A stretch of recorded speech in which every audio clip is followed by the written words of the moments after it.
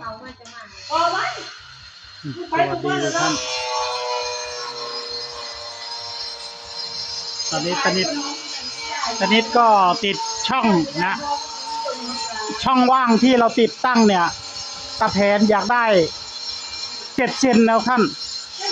ตอนแรกตนิดเสนอ10 เซนตาแผนบอกมันกว้างไปก็เลยเอา7 เซนไปมาเหลือ5 เซน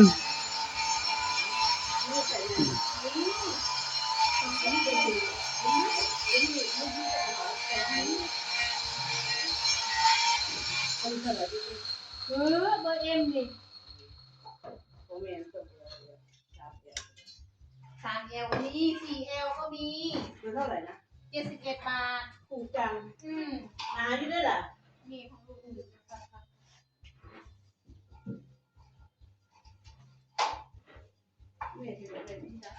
สีดำก็มีให้เลือกหลายสีอันนี้มันเย็นจ้ะพ่ออยู่กับแผนพ่อเลยว่ามีลายให้อยู่พ่อมันจะเป็นเลยพ่ออยู่2 1 อันประมาณ3มันก้อนยาวมันเท่าใดจะตัดน่ะเท่าใดฮะเมตร11บอกแผ่นนึงอันนึงใช่3ตัว3ตัวแผ่นนึงได้3อัน3 2แม่ต้องอยู่กับ3โอ้ประมาณ3 เมตร3 เมตรแม่นบ่3 เมตรมันเมตร4 เมตรได้โอ้ยแผ่นละ4 เมตรใช่4 เมตรอ๋อ4 เมตร4 เมตรสั่งกันสิว่าเลยเว้ยโอ้4 เมตรมันจะทำ4 เมตรแล้วมันทำ3 เมตรได้เนาะมันจะทำ3 เมตรไปสีเทาสีดำสีโคมตัน5ตัว2 1สิใส่มัน3เนี่ยมีเยอะแยะหาอะไรก็มีหมดสั่งที่ผ้าโตงอีกเนี่ยวันที่7ของมา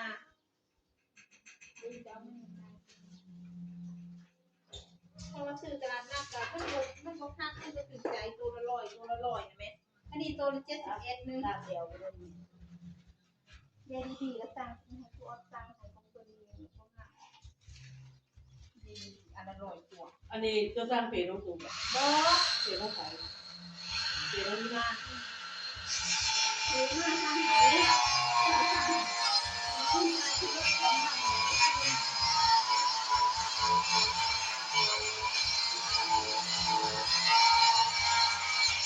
ี่เลยก็ดูมาหา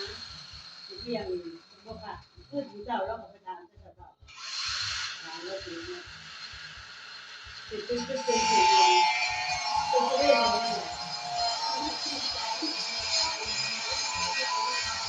มันเล็กน้อยก็เป็นเล็กน้อยมันแล้วก็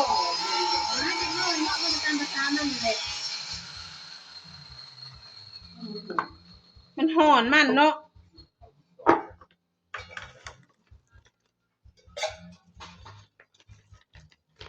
โอ้ยแปลวไปแล้วก็เงียบไปนี่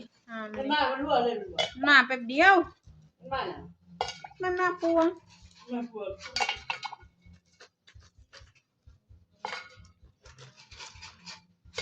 มันมาให้ตาในได้คอนเทนต์มันมาเต้นมาเดามาเดือกมาดึกก็น้องเนี่ย3 เดือนก่อนเดือนเดียว3 เดือนโอ้เงินมันอยู่น้ำตัวแล้วแต่ว่าดีแลนให้กูเดือนจะเป็นเงินใกล้3 เดือนได้ไหมใกล้เดือนใจเธอละเดือน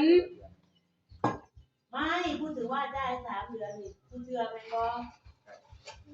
3 เดือนนี่เราเลี้ยงใจ3 เดือนแต่พอไปเดือนละวันแล้วก็ให้แม่มันเขามันคงเป็นคนเดินมันจะได้คนตรงกับที่เราล้วน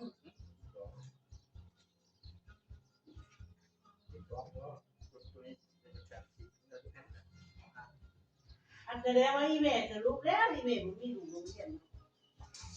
ลุกแล้วอยากได้เขาลุกแล้วตอนลูกอีกว้าวเด้อผมไม่อยากโดนพึ่งเราคนเด็กคนน้องก็จะต้นหอมอยู่ใบเขาไปเขาต้นหอมไปเข้าได้ลูกอีด่า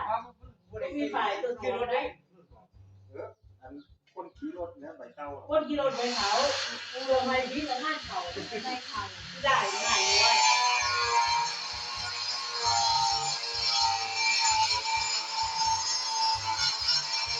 เขาเลี้ยงอะไรอยู่เลี้ยง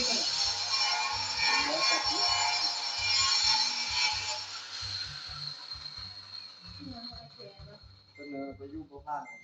ที่ว่าซอยทั้งชุมขี่รถไปเองไม่ไหว ก็พาแล้วแม่คนทะเลได้จ้ะ หลาย เขาเอาให้ใบเล่นหน้าไม่ได้เล็กน้อยขึ้นเลย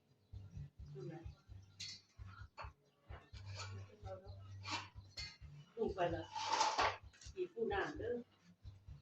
ผู้ยานจะบอก สองต่าง เล็กน้อยเป็นพวกจันสัน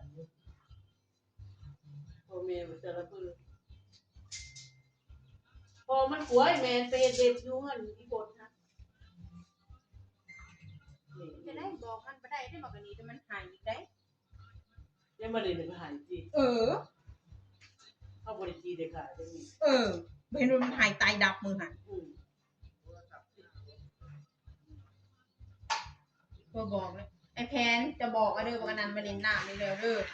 สวัสดีค่ะสวัสดีค่ะลุงนายหรือยัง ตั้งกระดังรถจอด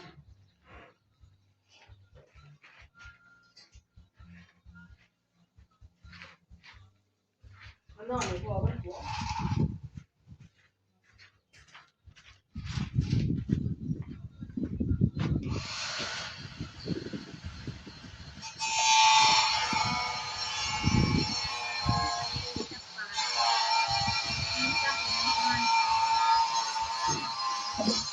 จะบอกเนี่ยมันจะหายที่มือของคุณเลย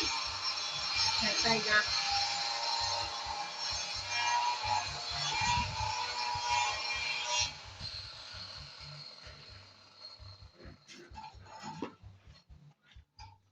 เมื่อกี้มาจากไหน